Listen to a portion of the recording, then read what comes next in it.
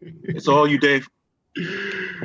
Good evening, ladies and gentlemen. Welcome to Real on the Real. We are tonight having a discussion about Black LGBTQ characters in the action genre. I am your moderator for tonight, Deejay Hunter, broadcasting live from WBSU at Bowie State University. Before we get started, I just want to give a special shout out to Press Start for being a co-sponsor for the event, as well as the House of Bowie State University's only gay straight student organization. And here we go with your panelists. We're starting off with Guin Davis, Antoniá, Aurora, Lloyd, Mario Gray, and Verdell Wright. So before we get started, I'm going to do an intro of the panelists. Guin, you have the floor. Oh, I'm introducing myself. Cool. Hi, my name is Guin, also known as the Black McCoy on Instagram and Facebook. I've been cosplaying since I was a wee youngin', and I'm originally from Decatur, Georgia. I've been going to cons, and since my junior year in high school, I've been to one literally every year since then, except this year, obviously, for very, very obvious reasons. I've been a nerd for my entire life, and I have engaged with this kind of material ever since I have been able to truly think about myself and think about how I relate to others and how I relate to my community and how I relate to the things that I love. So, you're still muted. So I'm going to try that again. So my intro for the next person was my favorite Disney princess, Aurora. Hi, everybody. Aurora Lloyd. Antoniá, Aurora Lloyd on Facebook, and Lyrical Moonlight on Instagram.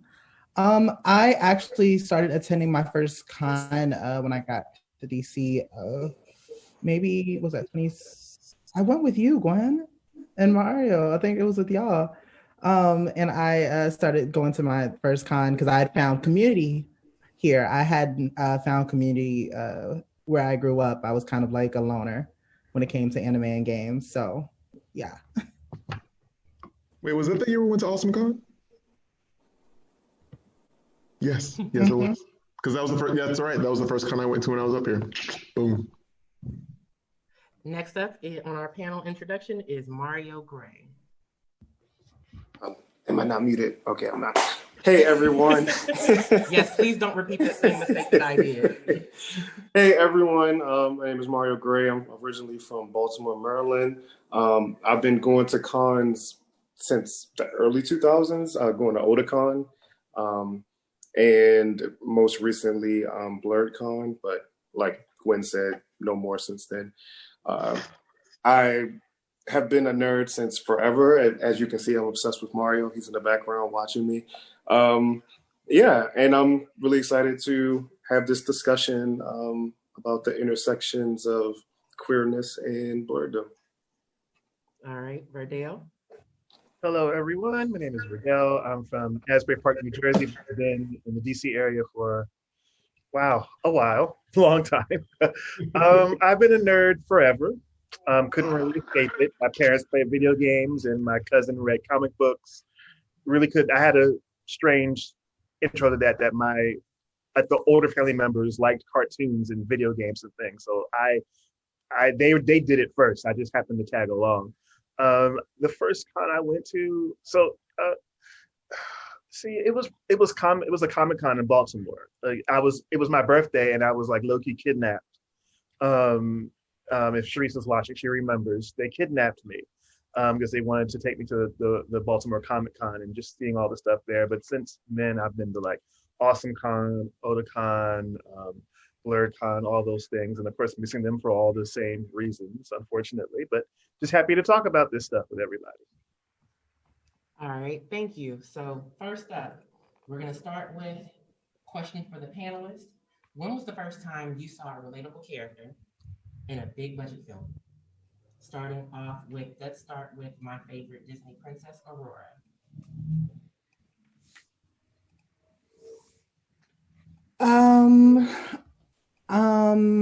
If I'm going to be transparent, I have not thus far.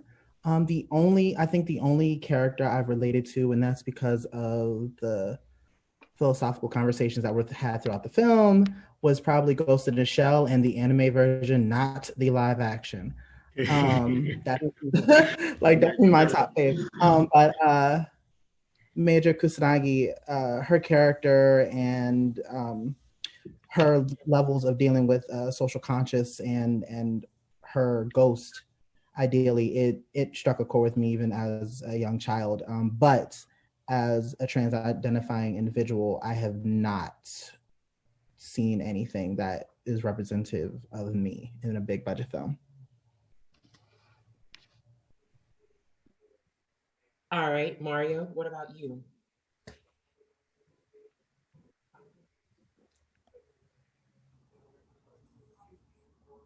Mario, you're muted.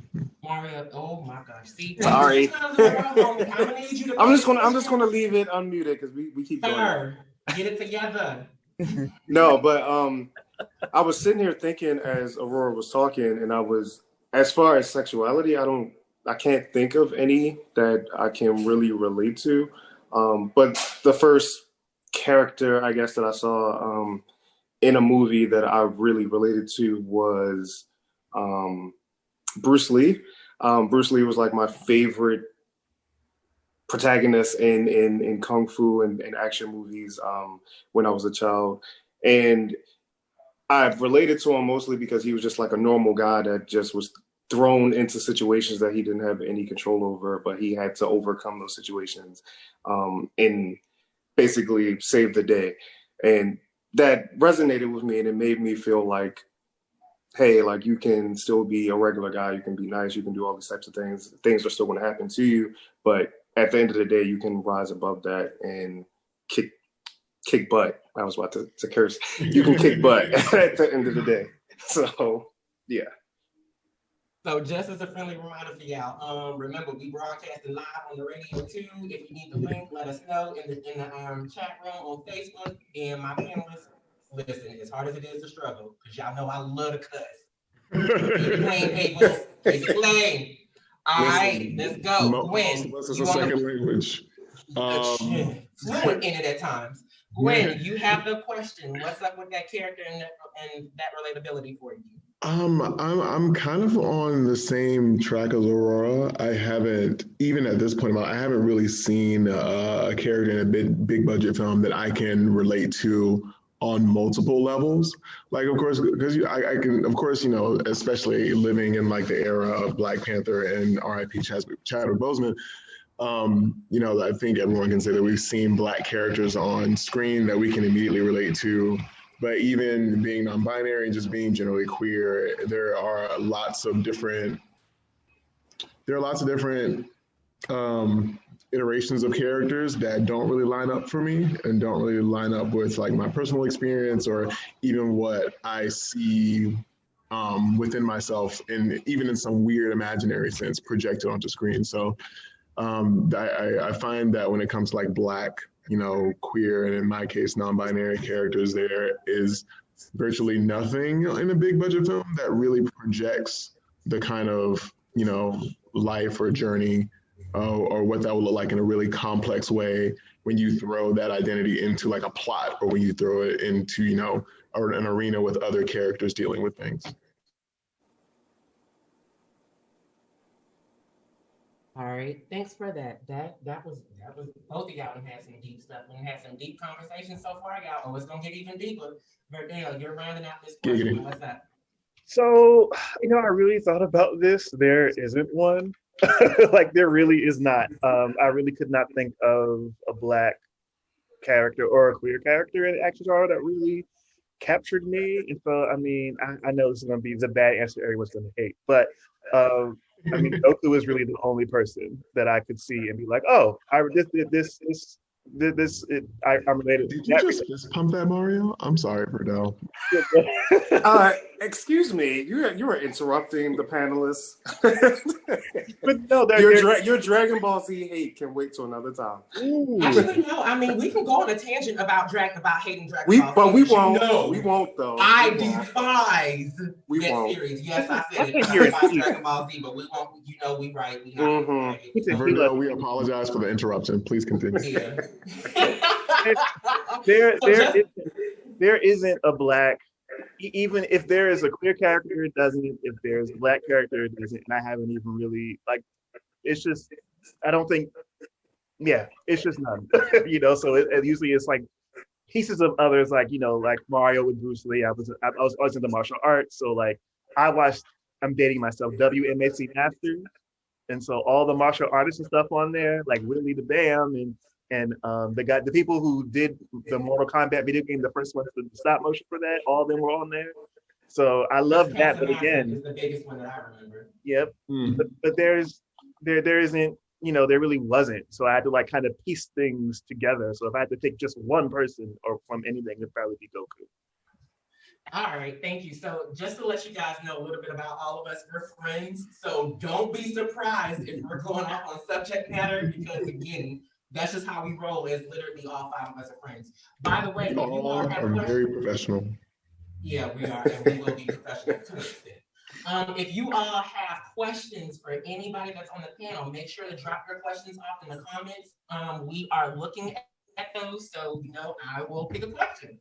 So next up, our next question goes, well, I'm glad that we all actually started with this question because it actually flows real smoothly into this next one, which is, have you ever felt a personal disconnection from that action film genre? So with this one, I'm gonna start with Gwen first for this one. Tell us about that, if you ever personally been disconnected from the action film genre. Generally speaking, yes, and I say yes only because I do love action films. Part of like being a nerd and like being like an anime nerd and like a comic book, like being a nerd of like comic books, anime, manga, like all that's like wrestling, it doesn't matter. Like action is a huge part of that, and so even in the most like shoujo-iest of like manga and anime, even the action there, it happens in a very specific way. But I say yes, generally speaking, because usually when I engage with like action movies or like things, or even on like a Dragon Ball level where they're like, it's a lot of it is action driven. There's like it's like there's something missing, and I wish I had the words to really like explain it in like just like in one word. But it's like it feels like whenever I'm watching it, I'm there for the excitement, but I'm missing a degree of substance a lot of the time. I'm not saying that there isn't any substance in a lot of action, in mass or like even in spurts, but sometimes it's like, I think that when I try and relate to action as myself, there's this like really pivotal, I guess, philosophical or like ideological understanding that just doesn't hit with me. I love watching because hey, I like watching people get smacked around and fly up in the air for random reasons. I had to try really hard not to curse just then, but I did a very good job. Again,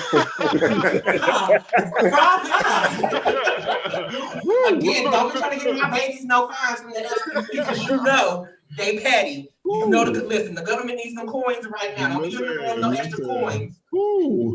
I had to take a breather because I had to stop and recognize all the words I could have said in that moment. But no, there's like a thought-based disconnect for me. Usually, like I said, I'm always there for like the choreography and like the history behind some of the fighting styles and the ideas and the mysticism behind a lot of it, or even sometimes how the plot drives whatever action is there. But usually, I often see action in many cases from my perspective as just being there for the sake of action porn, which isn't necessarily a bad thing. It's just not always there. It's not always there for me. Nothing wrong with porn.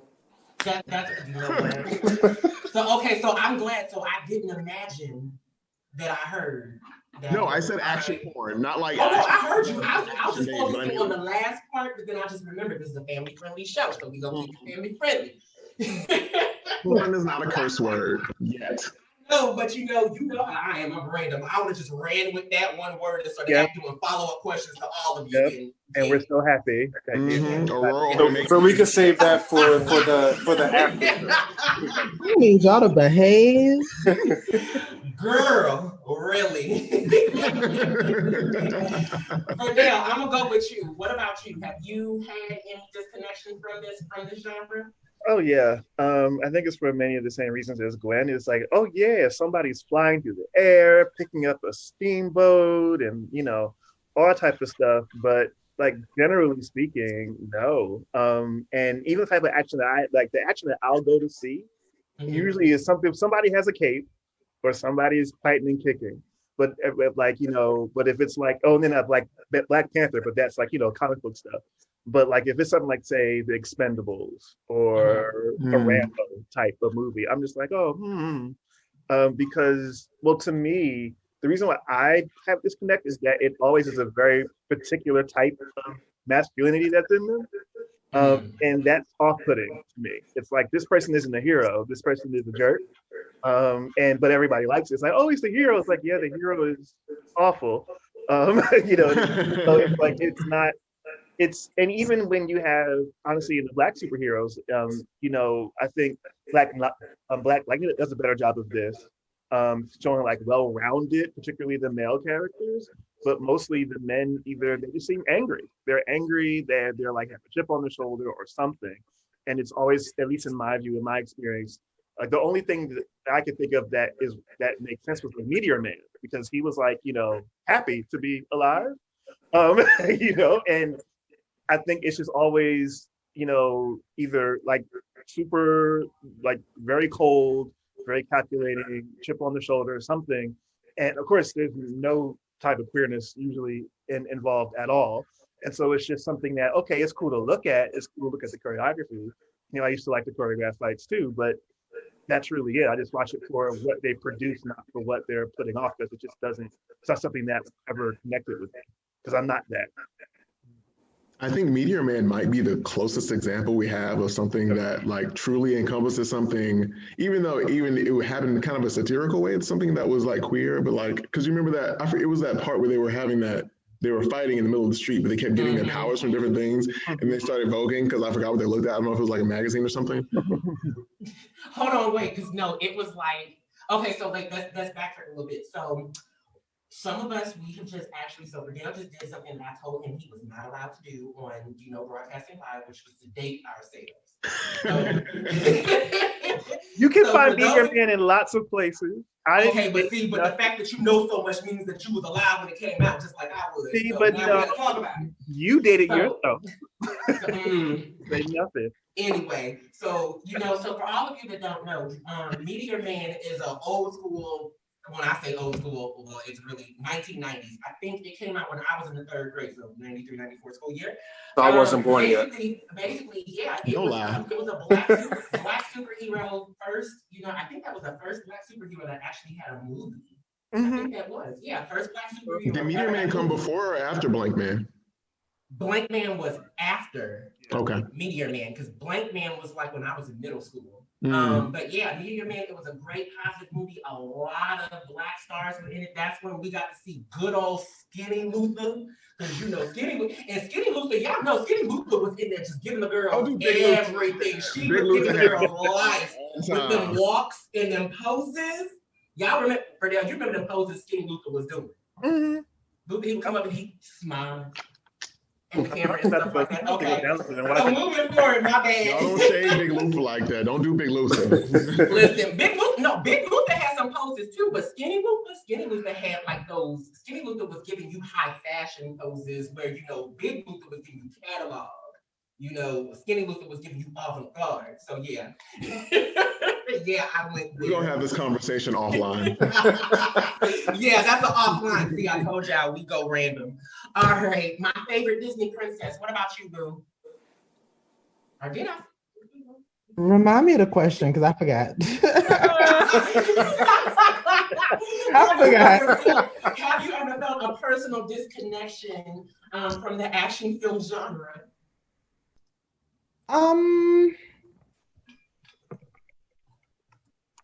I'm not even sure how to actually answer that. I mean, yes, Mm-hmm. I felt this connection, but I think it was just because I was looking for a particular type of woman more than anything.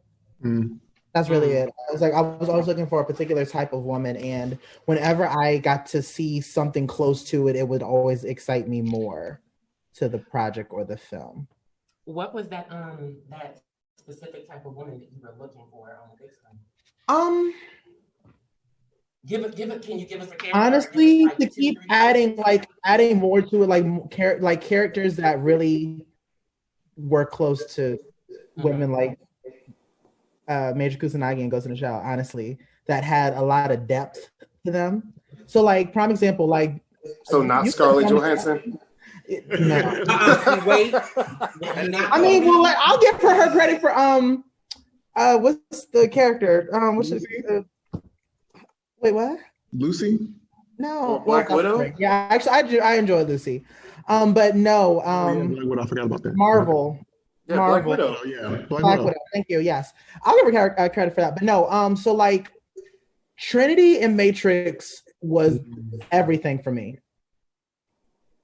She was everything for me because even like if I can't speak about everyone else, but like because of knowing how Ghost in the Shell and Blade Runner helped inspire what was the Matrix, and for the creators of the Matrix to then come out to be trans women, it like hits on a whole nother level when you watch it philosophically, and it's amazing. And so Trinity, if you've ever watched like the Animatrix as well as like read the book Red Pill Blue Pill, oh my God, it just, her character has so much depth to her, and to be honest, the movies don't do it justice. They really don't do it justice. But Trinity was like everything, and what kills me was her fight scenes weren't even that like monumentous. Like they were not that like grand, but they still slapped. That little slow motion jump she did was like iconic for years. Yeah. You know, a lot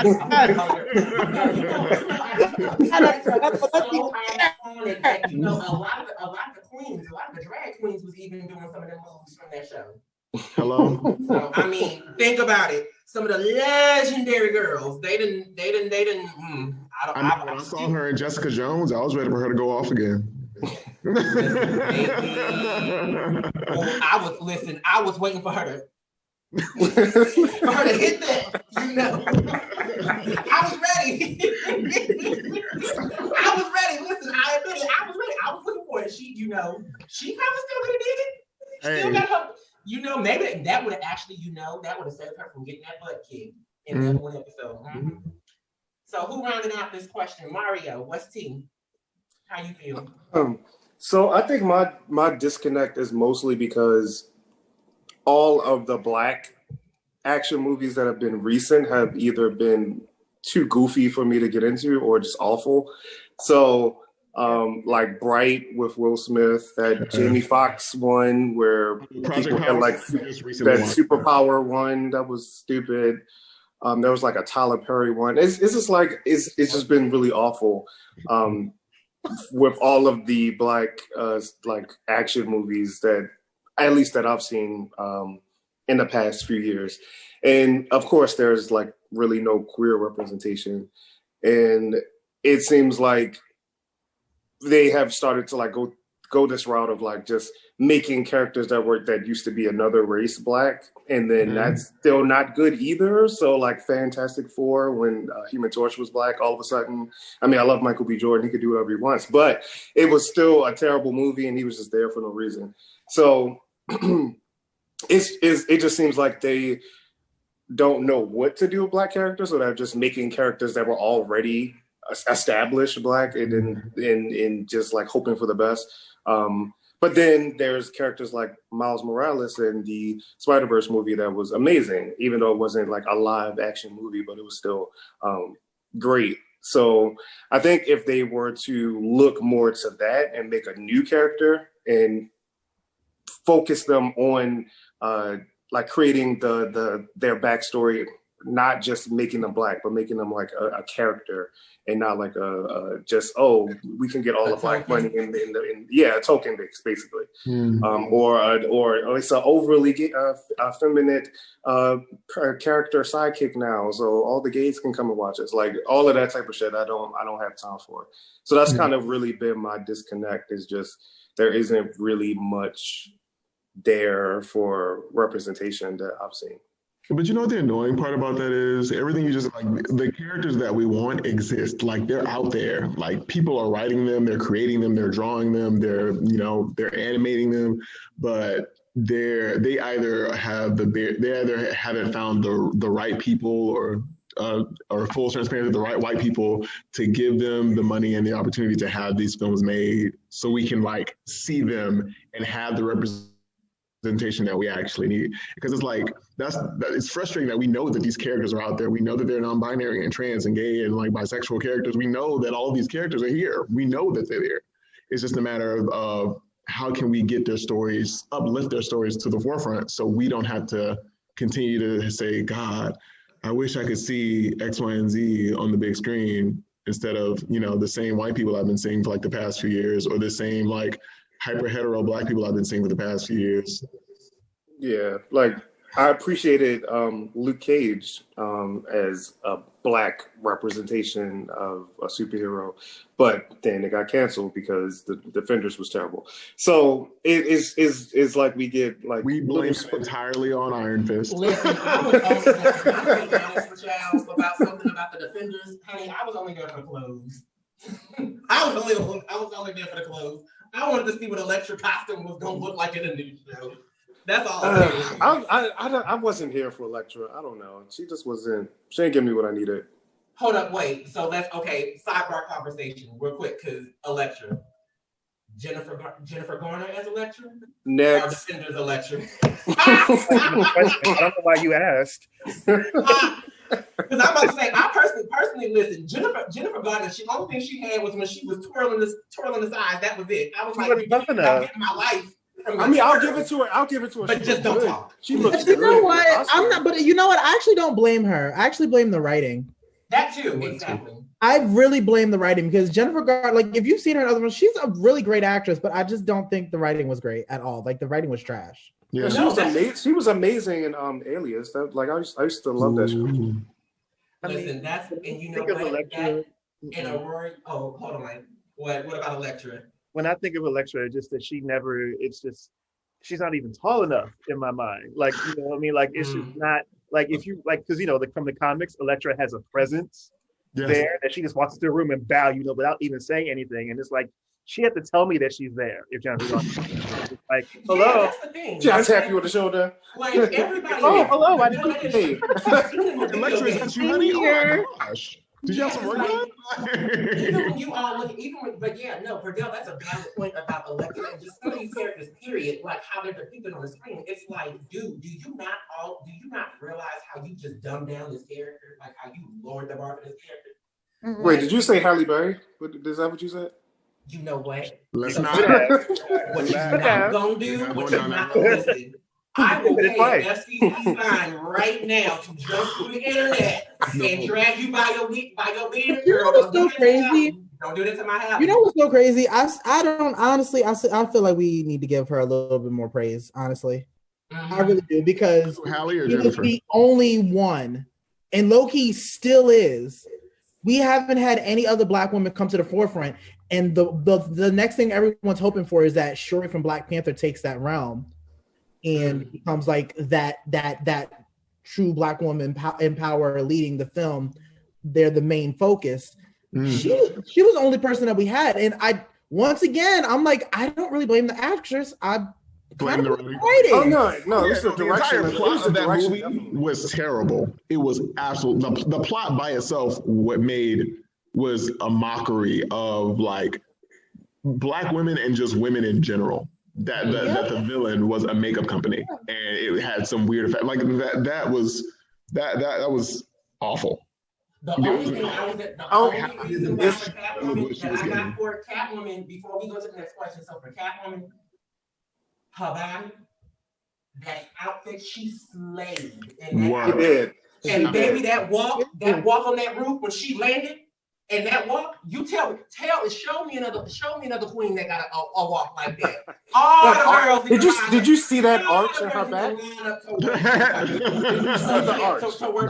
Many of us aspire to. Exactly. So our next question that we have, is again, and we've been talking about the biases that we've noticed about these queer characters. And some of you have one of you, Mario, you talked about this with, the representation of like the gay sidekick in movies and stuff.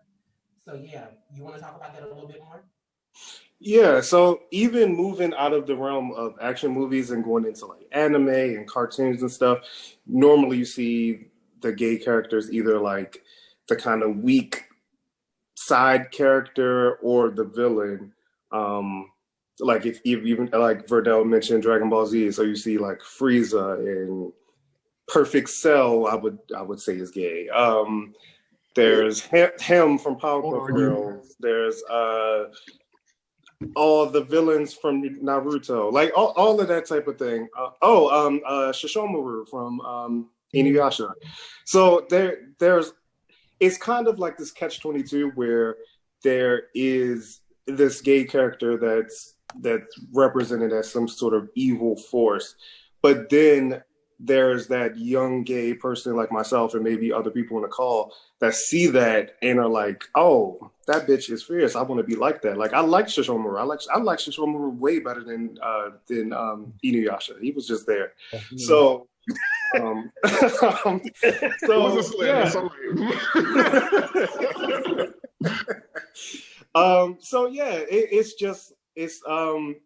it's like this sort of weird thing that happens with like gay characters. Like it's I guess it's all in the way that you look at it. You can find a negative in it in the way that they're represented, or you could find a positive with the fact that this person is outwardly gay. They're evil, but they're strong and they don't give a fuck and they just want to like fight to the end. Oops. They don't give a care. They don't give a care. I'm sorry. Send the invoice to. Sorry. Send the invoice. Oh, that fine gonna be taken care of by Mario Gray. He gonna the government. Yes. Oh yes. Write thy name down. Write thy name down. Oh, and I know his work address. Damn.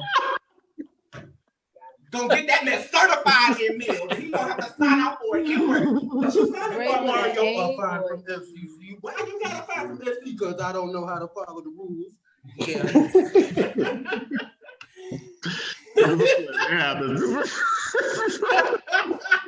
Look, I was passionate. Right. You was passionate, but see, that's why we don't talk about Dragon Ball, because that mess be getting y'all all too passionate. Oh my God. I didn't mean ma'am. Because you know I'm telling the truth.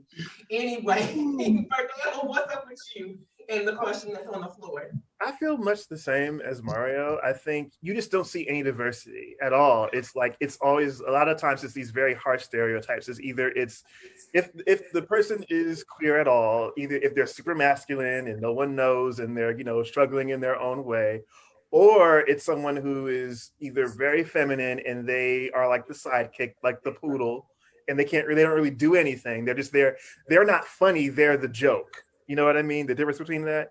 And so it's always in between there. And it's like, it's like it's not really for us. It's for everybody else to know what it is.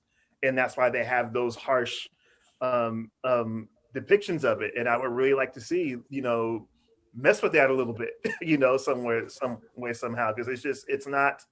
And I mean, I think it's just in what you see. I think, again, Mario bringing up like how Disney characters, if the Disney character is either wearing all black or somehow if they're male presenting, they're, kind of feminine, then, they're the bad person. You know what I mean? And so it's just there. And I have a question about Disney villains in the male ones. Did you all ever notice how snatched they were? Yeah. Like their waists were tinier than like a woman's waist. Jafar. I think that Jafar was more malnourished. Boys, that one had a snatched waist. No, Jafar didn't. Where at the Jafar was just really, really skinny, and he was fortunate enough to have enough money to look. So what you're saying is Jafar spent a good coin on them Spanx and that corset. That's what you're saying. No, I'm saying Jafar spent a good coin on those shoulder pads, which came down in a triangular form. I think even that example, Maleficent was contouring for his body. Oh my gosh! Like Maleficent actually had some weight to her about why she was there and what she was doing. You actually understood why she was mad and why they tried to clown her. I think it was the fairies' fault if they started it, but that's another story. That's fair. But yeah, they wouldn't have, if Merriweather didn't get her started, the movie wouldn't have happened. Merriweather is her fault. But anyway, yeah, it's like it's in so many things that we watch, the sitcoms and all the other stuff. It's not said, but it's just there, and so it's hard to, once you see it everywhere, and then you're like, wow, is this what, like, and you can tell it's not written for us or by us. It's for other people to see what it is. Speaking of, since we're talking about Maleficent, my favorite Disney princess, Aurora. Oh, that was your movie too. I knew this is exactly what was about to happen. Yeah, boo, you better stay away from the needle skirts. Stay away from the needles. So I think I'm gonna switch. I'm gonna take it from the lens for women and talk about Black women and queer women in animation. And it's very interesting because the Black women, what I love is that when the Black women do show up, they're never there consistently, but when they show up with a very strong presence every time, and they're always extremely memorable out of the anime. Like even Hunter x Hunter, Homegirl, I can't even think of her name. Which one? Homegirl with the little things in her hair that grew up with. Yes. Oh my God. I love her. And like she was only in about 5 to 7 episodes ish. Yeah, and not even fully, and throughout the whole episode, like in like moments. Like, oh, I loved her. I loved her so much. But when Black women are shown, it's like they pop up and they're shown to be strong for a moment in time. But then when it's queer women, and primarily it's like white queer women, I think as of late, the first time of me seeing and experiencing it was Sailor Moon with Sailor Uranus and Neptune, and then America did that whole dumb crap. Let's not talk about it. that whole stupid stuff. But then fast forwarding, I appreciated Attack on Titan and them dwelling around that type of around queerness for women and within that time and what the world looks like for them. So it's very interesting, but it's never fully tapped into. It's never really brought to the surface, because even with Neptune and Uranus, they're outer scouts. They're not a part of the main 5 assemble, so you don't see them consistently. They're not always going to be a part of every battle. They're like the captain save a girl. Captain save a girl, save the girls, because they couldn't handle this kind of thing for real. And so and they would show up and show out. And so it's very interesting how the queer women and the Black women, when brought to the screen in animation, always have such a strong, lasting impact. Yeah. You're on mute. Hey, you're muted, DJ. Is he? No, I'm not on mute. Y'all can. Now we can get closer to it. Don't do that. Family show. I knew exactly what you were going about my mouth being close to the mic, but we're not doing that tonight. We'll talk about that afterwards, sir. Now, ma'am. Don't do that. No. Heck, you got my mommy and daddy. My mommy and daddy watching. Don't do that to me. All I said was get closer to the mic. Anyway, so no, Aurora, you did bring up something. You did bring up a good segue into our next question when you were talking about, representation of queer people with women tending to be mostly white, which is, one of the things that I like to talk about too is, is playing a queer POC, the new Black. Yeah, play on words. Y'all caught that tea. Y'all caught that shade that I threw at all the years. Dang it, I can't say what I really wanted to say. It's all right. It's okay. The budget thanks you. Yeah, because Mario already got that, coming in the mail for him. So, and speaking of Mario, my darling, would you like to start with this one? So, I don't think I've fully formed my opinion on that yet. I do appreciate people of that lived experience playing that character, like playing characters that they represent. I don't want to say that. I guess what I'm saying is I don't necessarily think it's completely 100% wrong for people like regular Hollywood actors to play different characters because I guess that is the point of acting. But I don't know. Like I'm still forming my thoughts around it because I do think that it is important to start to elevate voices of the people that they're supposed to be playing. So. I don't know. I'm still trying to find where I want to draw the line in when it's appropriate and when it's not appropriate. Okay. Gwen, how does thou self feel about this? As I'm mentally sorting through my feelings, it's interesting because that's why I went to you because I saw all of the gears just like going through. Moving. And then I also saw you trying to translate it to dumb it down so you don't blow nobody out with your whatever. No, it's just like I'm in that same space. I'm trying to I'm in that similar space as Mario. Like that's the point of acting, right? But I'm also in the camp of like I'm thinking that the mandate itself is more so to give people the opportunity to represent their own community in a way. Like it would make more sense to get old dude from Noah's Ark, whose name I don't remember, who played Noah. Earl Stevens. Yeah. Yes, it would make more sense to get him to play like a Black gay character than to get this is about to be really radical for no reason, than to get like Zoe Saldana to play like a Black. No.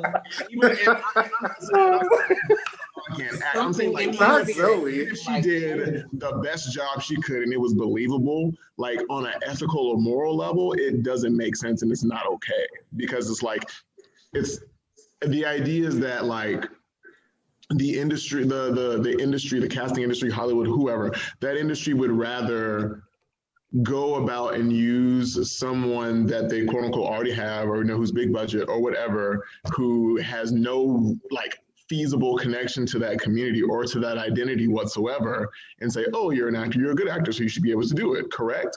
But that's not necessarily the case. And in my mind, it would make more sense and it would be easier.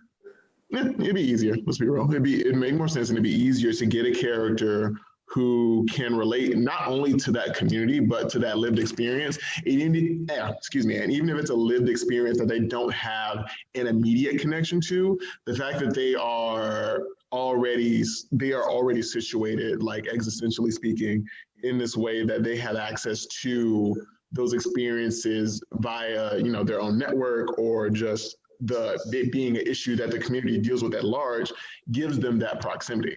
Like a white. We're so sorry, Scarlett Johansson. No. This is a safe space. This is a safe space to drag Scarlett Johansson. Like Scarlett Johansson playing a Japanese woman, that doesn't make sense to me. Getting a Japanese woman to play a Japanese woman, that makes sense to me. Like it doesn't make sense. Are you talking about The Last Airbender as well? I don't know what you're talking about. That never happened. What is that? I don't know what the cartoon. But that's like the point, right? Like you want to get someone who's actually connected to that community, who's actually connected to those struggles, even if it is like in some sort of tangential way. and that makes the film and everything about the film more authentic. The writing, the production, the acting, the direction, it makes those parts of the movie more authentic because now you're giving the licensure of those stories back to the community from which they're drawn. So I have one thing before we moved on, but I think a lot of my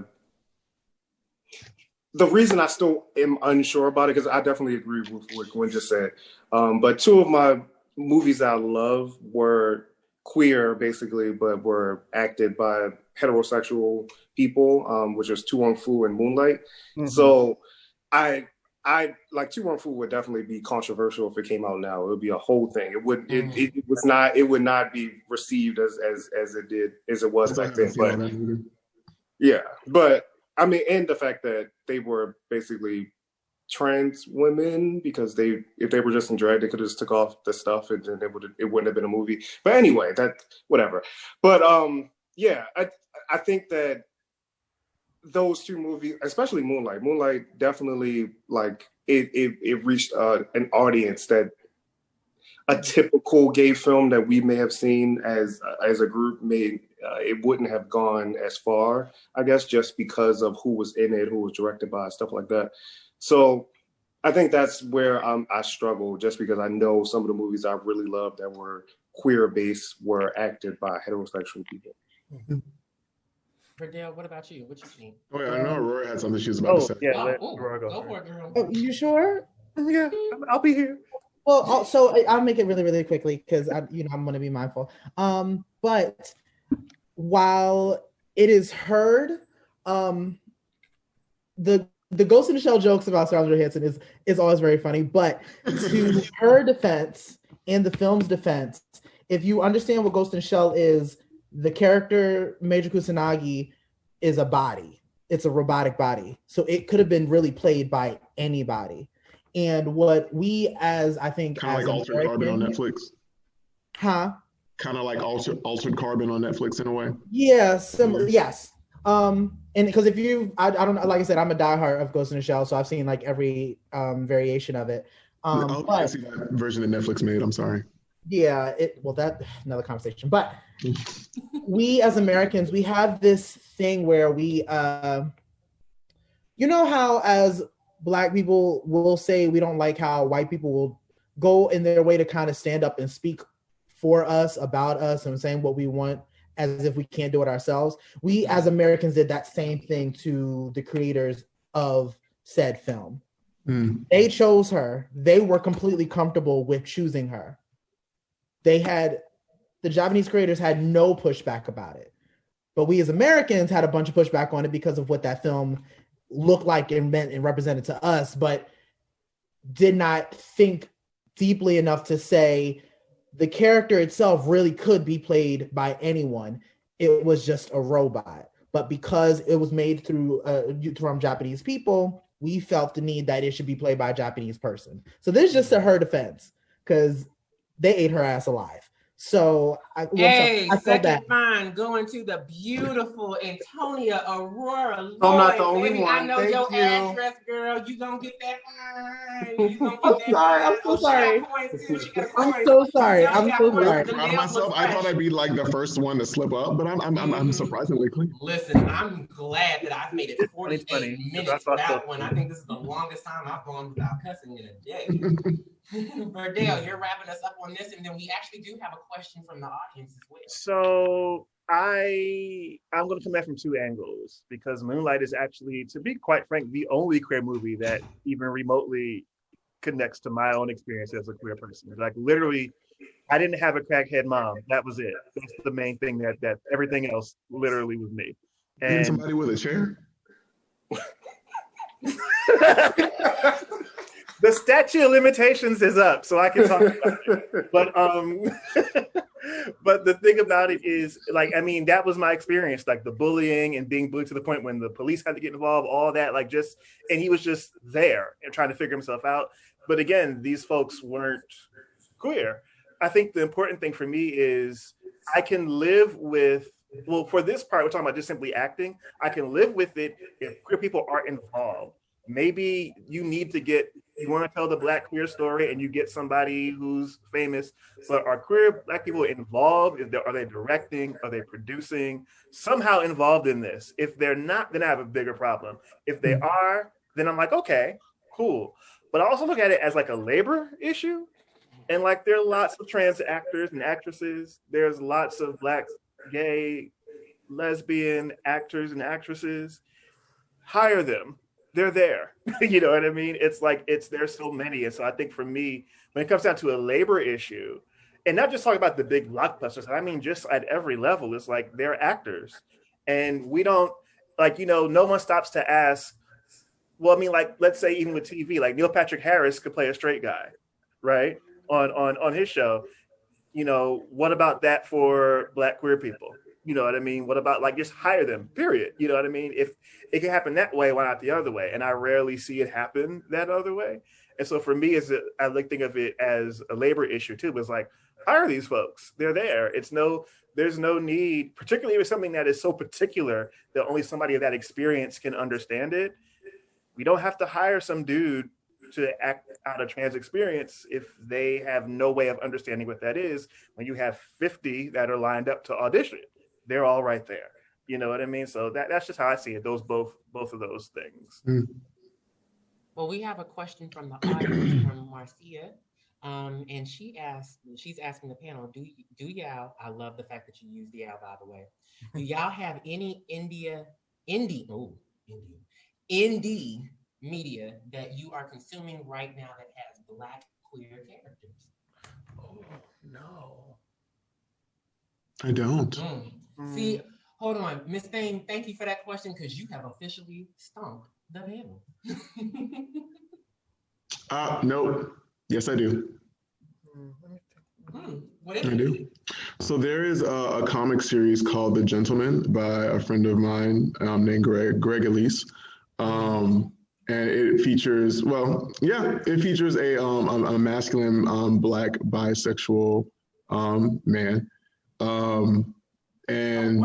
It's a very, very well written, and the art is phenomenal. Like the first couple panels, or like the first few scenes are him dealing with like two different partners, and it's amazing. And it's one of those stories where you don't see like he just so happened to be Black and bisexual.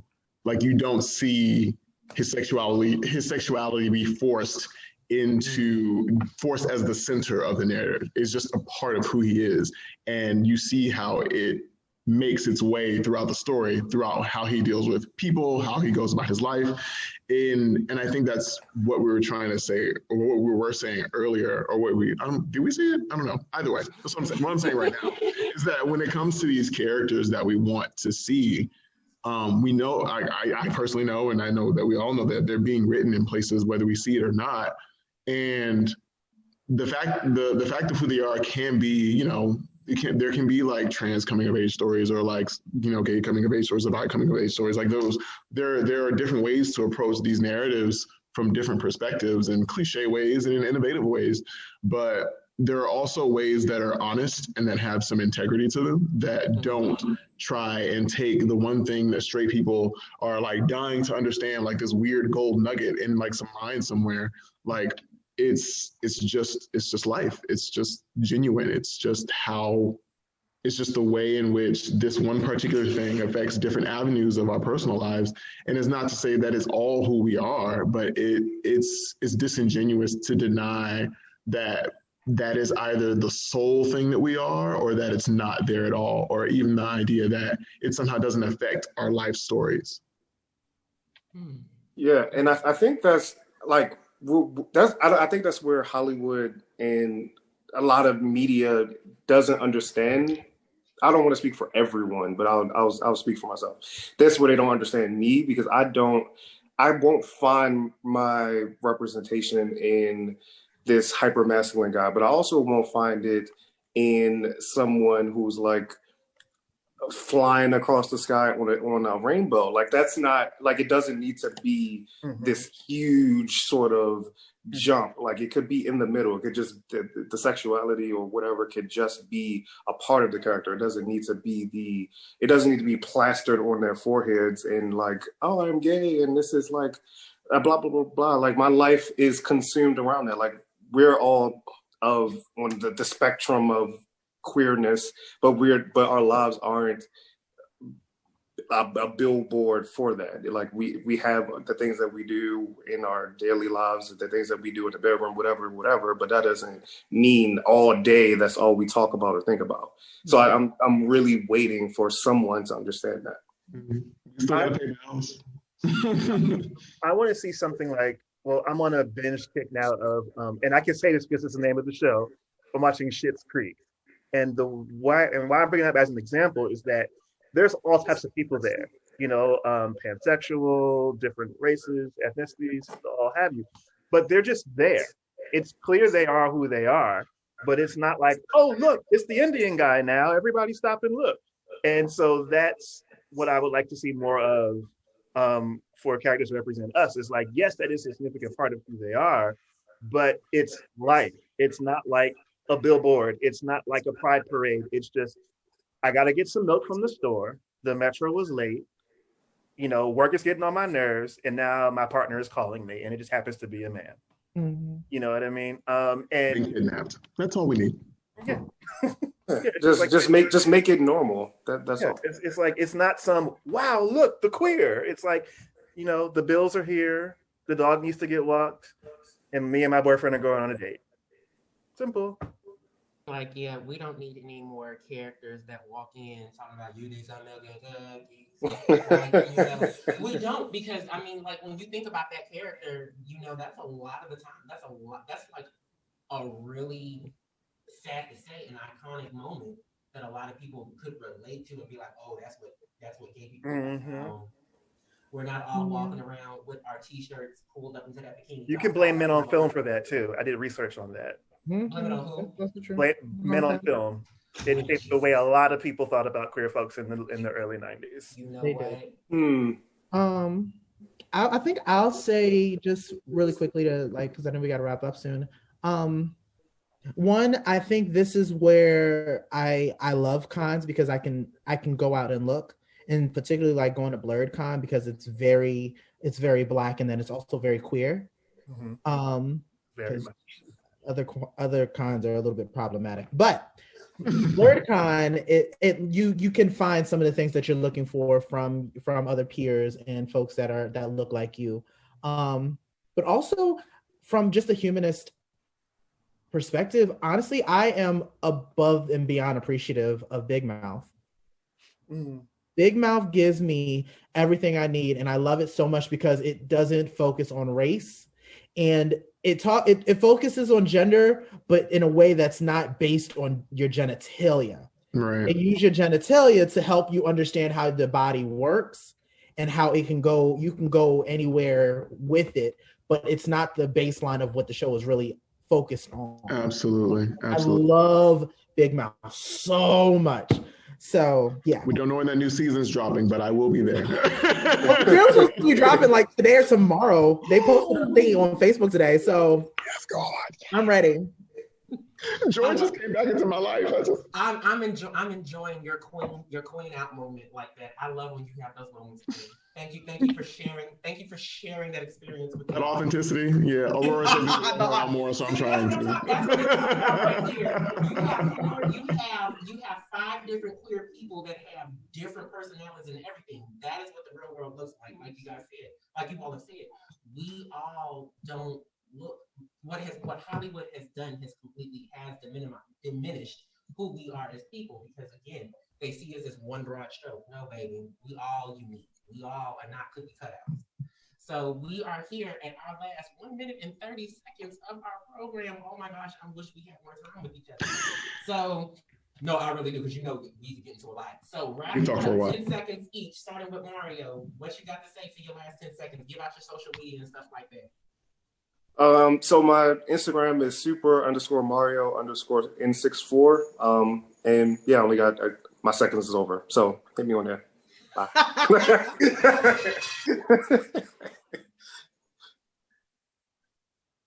My bad. You know, that was somebody loose animal in the back. I heard a noise too. I was worried.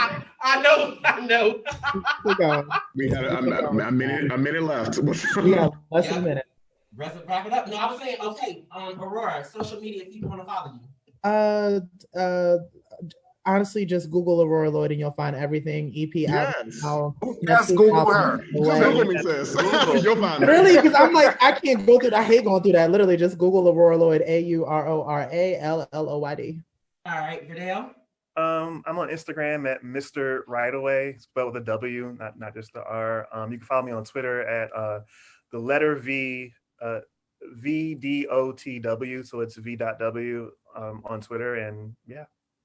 Gwen, hurry up. Let's go. You can find me at the Black McCoy on Instagram and Facebook, and you can find me at the Blurred Spectrum Podcast on Facebook and Instagram, and sometimes Twitter, but mostly Instagram and Facebook.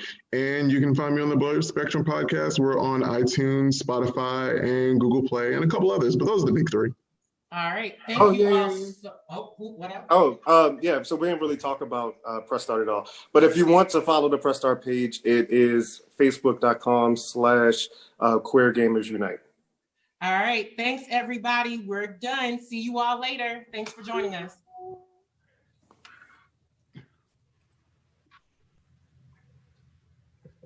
We still on the thing? We're still on the thing. It still says live on Facebook. Yeah, I know it does. Listen, okay, y'all better keep it. Okay, it's gone. Okay. Hi, everyone. Doing the show.